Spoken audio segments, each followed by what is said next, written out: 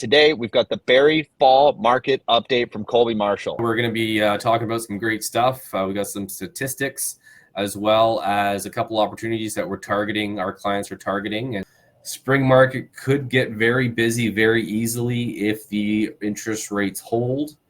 If the media starts pumping that, interest rates could come down in, end of Q1, you could probably bet that the real estate market's going to start to trend up again. A lot of people are saying that Q2, end of Q2 is when they might actually lower the rates, is what I've heard from some people. Again, this is all speculation.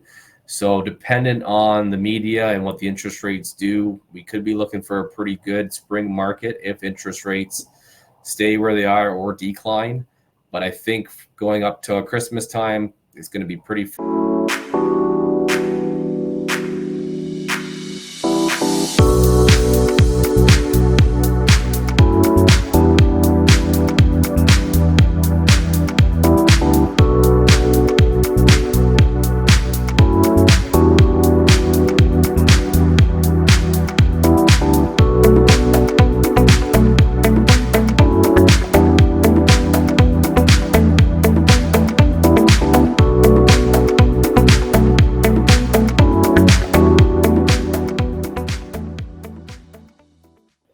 Hey everybody, welcome back to the Canadian Real Estate Channel. I'm Adam JD Martin, and today we've got the Barrie Fall Market Update from Colby Marshall. Colby, what's going on today in Barrie?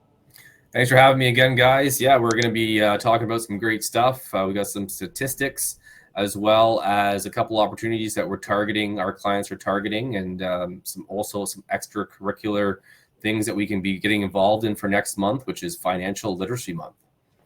Awesome. That sounds really good. It's definitely a good time to be thinking about financial literacy. Yeah, absolutely. So a little bit about us. I'm Colby Marshall. We run the Colby Marshall real estate team. So we are licensed real estate agents. We also have a construction company that we do end-to-end project management for our investor clients. This includes design, acquisition, and the build process for all of our clients that are looking to buy in the Simcoe County area. And we're also part of eXp Realty Brokerage. We're obligated to let you know that. And we are licensed realtors, licensed with Tarion, and we service the Simcoe County area.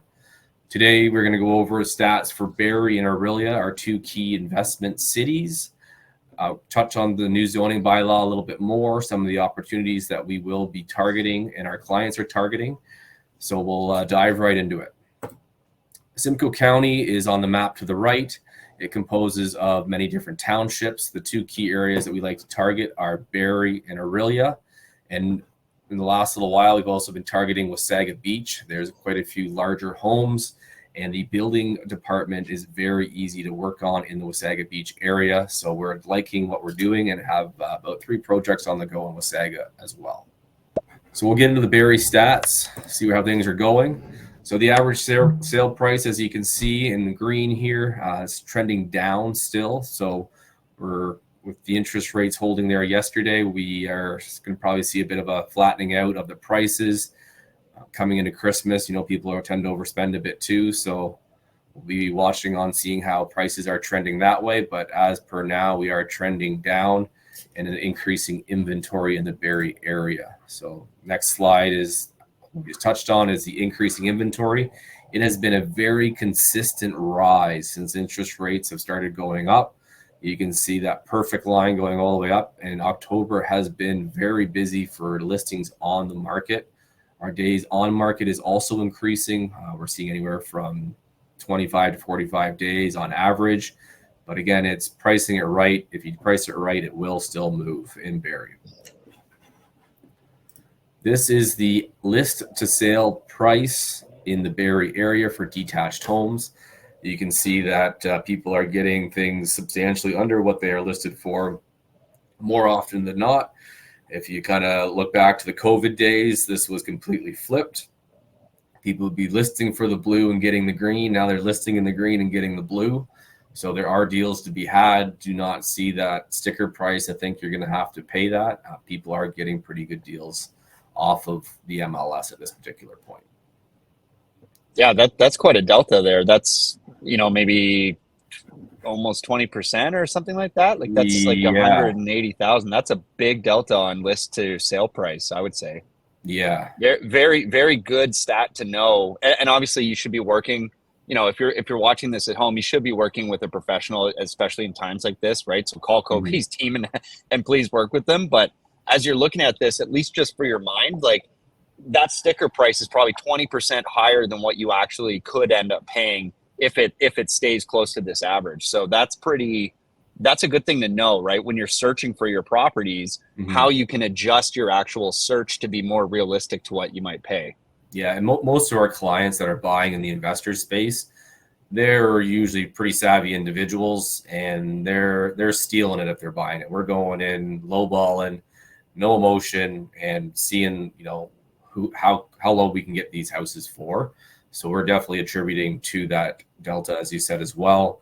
But yeah, those are the types of people that are buying. They're looking for deals, and they're not buying unless they're getting a good deal at this point. Excellent.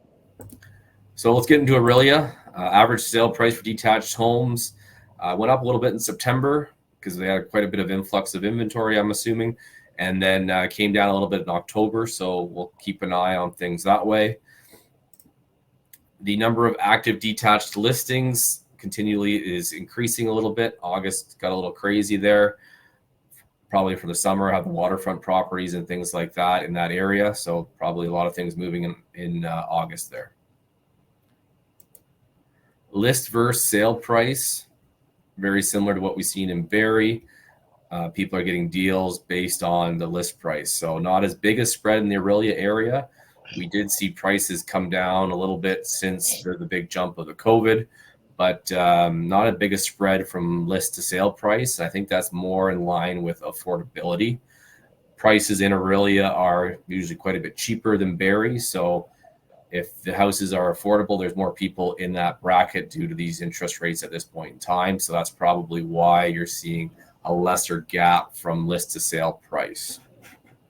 Yeah, and I think again, like the actual so what here is that the trend line to be paying attention to when we're thinking about what we should be offering is actually the solds, right? I think there's a decent misconception for a lot of beginners where they think they go in and they're doing the right thing by going to realtor.ca and looking at all the listings. And you start getting an idea that, oh, this certain area is priced at, let's look at your average here, like 780, right? Mm-hmm. This certain area is priced at 780. I'm going to look at all the prices around that mark. When in reality, the data you should be more focused on is the sold price, which Mm-hmm. will also be indicated by all the recent relevant comparable sales to the property type that you're looking for. So I Yeah. think it's useful for beginners to just understand that list price really isn't always, well, it's almost never actually reflective of what the real sold price is going to be across the market. So, Yeah. It doesn't matter it's what you it's list for. useful. It's what it sells for. Absolutely. Yeah, And then when we go and price a property as realtors, we pull off of what's sold, not what's listed. Obviously, what's listed is still important to keep an eye on as you're listing a property because you don't want to price yourself out of the market. You still want to be able to be comparable to what's on the market, but you're going to be judging your sale price off of the solds, not actually the listed prices. absolutely. So that's it for stats. Predictions. I think we're going to be going into a flat real estate market over the winter. Not too much going on up or down. We might see a bit of a minor decline going into the new year. Usually after Christmas, New Year's, we see a lot more power of sales, people overspending. So I could see prices going down a little bit more in the early next year, 2024. Spring market could get very busy very easily if the interest rates hold. If the media starts pumping that, interest rates could come down in, end of Q1, you could probably bet that the real estate market's going to start to trend up again. A lot of people are saying that Q2, end of Q2 is when they might actually lower the rates, is what I've heard from some people. Again, this is all speculation. So dependent on the media and what the interest rates do, we could be looking for a pretty good spring market if interest rates stay where they are or decline. But I think going up to Christmas time, it's going to be pretty flat. We're seeing quite a bit of inventory coming on. It's going to build up into Christmas. And then I think we'll see a bit of a decline in pricing a little bit further, not a crazy amount into the new year. So, keep an eye on everything. And there's always a lot of motivated people. There's already a lot of motivated people once you factor in the Christmas and the holidays and the extra spending. Everyone's strapped as it is. So there'll be probably a bit of a decline in pricing in the first quarter of next year as well. So, Yeah, I agree with you, right? Because there's a couple different things going on. There's fear, there's uncertainty, there's doubt in the market right now. What's going to happen with these interest rates? Are they going to change? Are they going to decline? Are they going to go up? And then on top of that, I think it's useful as well for everybody to just be aware that there is natural seasonality, right? Like just people just tend to move less in the December and like colder, snowy months. And the same actually for the summer months, right? Like it's, people are prepping for school, they're prepping for, they're outside, they're out at the cottage. There's just less sales going on during those times. So I think this prediction is very good because like, if you're expecting things to just be crazy next month, like it's probably not going to happen. And, hopefully we don't find out the earth is flat. But it's quite the image, but you guys get the point. It might just be a bit of a flat line in terms of the stats. Yeah. Usually people that are moving in the winter are moving because they have to, not because they want to. Because when it's minus 20 out, who the heck wants to move anyways? That's right. And so that's actually a really insightful statement, Colby, for those people who are watching that are potentially buyers right now. Because if you're watching right now and you're thinking about buying, man, I've never gotten better deals than in December, mid-December. Now, while there's less transactions, sometimes there's less actual inventory sitting there. Sometimes there is just more because it's been sitting for a little while. But is it ever a great time to go in and make really creative offers and try and get the best deal that's suitable to the price and terms that you actually want? Because to Colby's point, like, something's going on if you wake up and decide December 15th when it's minus 20 that you need to sell your house today, right? Yeah. Like that's just not something in the middle that happens without external forces, right? Yeah, so you got to be aware of that. No, absolutely. Some of the opportunities that we are targeting. So I know we touched on the zoning bylaw change and the official plan changing in the Barrie area. So we have actually dialed in one of the zonings that we reviewed on our last presentation. That can be basically, you can buy a house, sever it into 2 lots, and we are seeing upsides from what you can buy it from today to what you can sever it into once a bylaw has passed, and we're seeing upsides on these land severances anywhere from $100,000 to $200,000 once this bylaw is passed. So we've been very into the weeds here with the new zoning bylaw. We've got a few opportunities that we're packaging essentially for our investor clients. So if that is something of interest to you, give us a call. We'll be more than happy to help. We can show you the zonings that we're targeting, the types of properties that fit within these new zonings that are coming down the tubes, and what our end game is for the people that want to buy, sever, build, and retain, which is a lot of our clients that we're helping out because we have the end-to-end project management, is creating more than 5 units and rolling your final end product into CMHC insured financing. So that seems to be the key with making the numbers work in this current climate, is getting over 5 units. It doesn't have to be on one property. It can be on 2 or 3 adjoining properties, as long as the properties are touching each other. If you've got 3 threeplexes, that's 9 units that qualifies. 2 triplexes, that's 6 units. You can still qualify for these CMHC insured financing, and their interest rates, I've heard anywhere from 5 to 5.5% currently, and anywhere from 35 to 50-year amortization. So if you put that in your mortgage calculator with the rents that we're seeing, rents in Barrie are currently always increasing in this climate right now as well. So put all those together and we're starting to get some good opportunities. And for the first time in a long time, there's some good land upside too once this bylaw passes. So we have people that are buying today for the zoning bylaw that's supposed to pass in the next 3 to 4 months. You're going to see an instant upside once you're able to sever it in half, and then you can build single family triplexes, or we get in some semi spaces. There's a lot of different variations of what we're targeting depending on your appetite, and then we can build you turnkey brand new investment properties on top of that as well. I mean, that's why people come here to the Canadian Real Estate Channel, is to find out more about this type of thing, because I don't think we all have jobs and we have lives going on as well. Or if we're full-time investors, we're in the middle of projects, right? We're running projects. And I think information like this is hard to keep your finger on the pulse. So I'm glad you guys are doing that for us and bringing that information here, because that's amazing. I mean, obviously, if you can get that type of arbitrage on the land value, and then also have, I think you just mentioned you have like a front to end project management service as well, which is really exciting, because I know a lot of people, they just don't have a ton of experience in this realm. And that's a great way to get into the market. So that's perfect. Yeah. Oh, yeah. No, a lot of people, they have the money, but they have full-time jobs, and they don't want to be running around to job sites checking on things. Basically, give us one call and we'll do the rest, everything from the design, dealing with the city, which is always fun, the whole build side.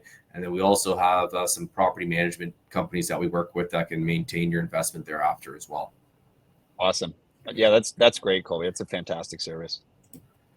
So this is Financial Literacy Month is in November. We are part of the RPI education arm as well. They help us with the coaching side. We run in-person events. I'm sure if you watch the channel, we always promote our in-person events, usually once a quarter, that we do with them. So we have a financial literacy challenge. If you want to give the link below, put it into your internet browser there and see what it's all about. It's a daily challenge every day for the month of November. And there's also going to roll into some potential coaching and stuff if you'd like to move forward with our types of programs. And everything is catered to you as well. So if you have any interest in that, definitely put it in your browser, check it out, and we'd hopefully see you there and be part of the challenge as well. Yeah, that's great. And the thing about financial literacy is like, it's on you to control your financial literacy. Like almost nobody's going to come and do it for you. There's things out there, there's services out there like the end-to-end project management that can assist you. But if you don't have the financial literacy to even understand that decision, like it's not going to help you. And, again, we've already mentioned fear, uncertainty, doubt in the market. And there's a decent reason why people have that right now, because there's a lot of media coverage and there's a lot of, if you listen to the general zeitgeist of what's going on in society right now, there's a lot of fear. But one of the ways that you can defend yourself from fear and have a greater understanding of what's actually going on around you, separate, the reality from just the noise, is by understanding these topics. You have to have financial literacy in order to make great decisions daily so that you can hit your goals over long periods of time. So guys, click the link below and read more about that event and see if it's for you, right? If you think you can learn something, click it, right? If you think you can't learn something, you're wrong. So what do you have to lose? Which one are you? Yeah, which one are you? Absolutely. So again, our company from the build side's MCIS, we provide end-to-end project management. We are also part of the acquisition side as well. We are licensed realtors, so we can do everything from acquisition, design, build. We specialize in absolutely anything to do with multifamily real estate, includes second suites, triplexes, multifamily conversions. We're getting into 10-plex spaces with building purpose-built mini apartment buildings, elevators in them. We have a lot of lot severances, infill developments, land assemblies as well, land development and garden suites, detached homes, all of that. We can do all of it. So if any of that interests you in the Simcoe County area, please reach out, give us a call. We'll be more than happy to help you. And that's it for today. Thanks again. And it's always a pleasure being here. Awesome. Thank you so much for coming on, Colby. You always come on and bring the value with you. So I really appreciate that. And I am actually really grateful for your insights on the bylaw updates as they keep happening. I think that's very important for us, as viewers and myself personally, to keep a finger on that pulse. So glad you guys are out there doing that. And if you haven't already, please subscribe to the channel, hit the notification bell up at the top so that you can continue getting great updates from Colby here in Barrie. So thank you very much. This is the Canadian Real Estate Channel. I'm Adam JD Martin. Have a great day. Have a good one. Thank you.